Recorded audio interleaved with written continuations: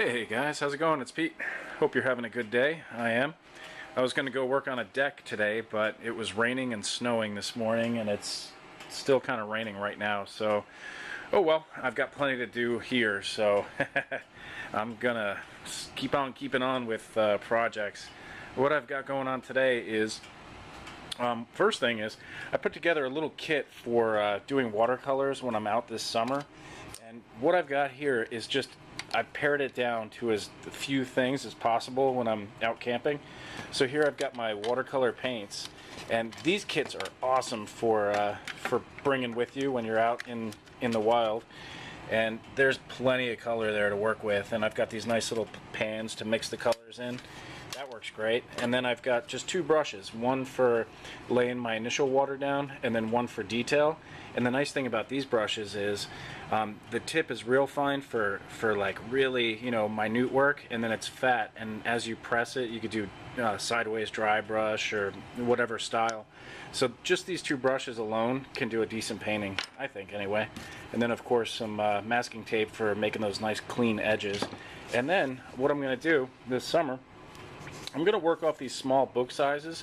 I watched a couple of videos by this English watercolor painter who's, oh man, wow, enough said. The guy's amazing. He's in museums and stuff. He's great.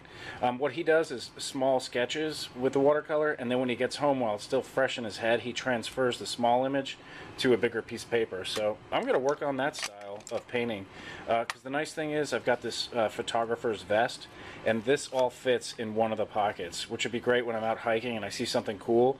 I could just paint it really fast. So that was a good thing to play with. And then what I'm doing today, I've got a few things going on. First is the parts for the VW that I'm going to paint. This has been powder coated, so what I'm going to do is just take an abrasive pad here, and I'm going to rub it all down to get some little minute scratch marks in there, and then I'm going to use some lettering vinyl paint to give it a nice coat of sealer and prime for my colors. So I might do that today. I think it's a good day for it. It's raining, so why not? And then I got a glass cutter, and I'm going to use this for, I've got some old bottles that I want to cut the necks off and use them for drinking glasses. So I'm going to mess with that today. And I got some furniture feet things. I want to mess with this dense nylon stuff and see if it works good on a vinyl floor. And what else? I bought some new sanding discs, and I've already messed one up a little. Oh well. And what I do for these, since it's hard to see the lettering against the white of the pad, if I know I'm going to use a bunch of, you know, a certain grit in a day, I'll just mark them ahead of time and lay them out in descending order. So from, you know, the roughest to the lightest, if I'm going to do something like this. And this is the cedar board that I fixed the check on, and it went well. I already cut with my dovetail saw, which I cleaned up today because I had glue in it, and it's looking much better than it did when I first took it out. It was kind of embarrassing.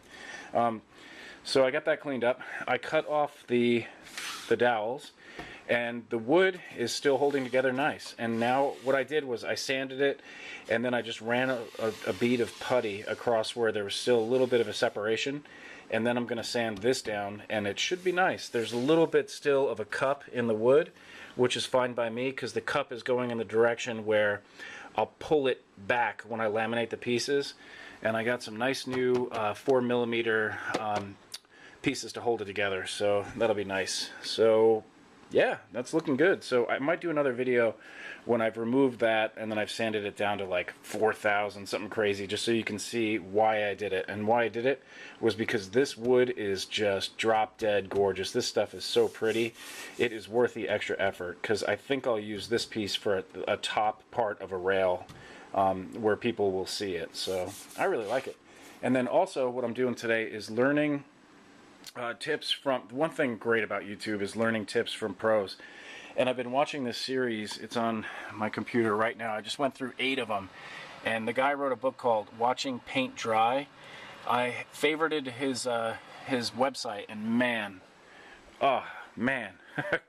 great tips. I'm going to be painting a house soon, and I bought this nice sprayer, and he's got tips on how to do all the proper, not just trim work and actually painting, but maintenance, which is really important because I've never used one of these before, so I'm really excited to keep it in good shape. That's one thing I like about nice tools is when you buy a really nice tool, part of the joy should be, at least it is for me, is taking care of it. I really like working on quality tools. Like if I buy something really cheap Chinese junk, I don't really enjoy caring for it because I know it's just going to rust over or fall apart. But something nice like this Japanese dovetail saw, I like to keep it shiny and free of glue or whatnot, and I do that once in a while just so when I grab it I know it's ready to go and it's going to perform well. So that's what I'm up to. That is my day. I'm going to get back to it and yeah, have fun. Hope you guys are well. Cheers, and I will talk to you next time. Bye.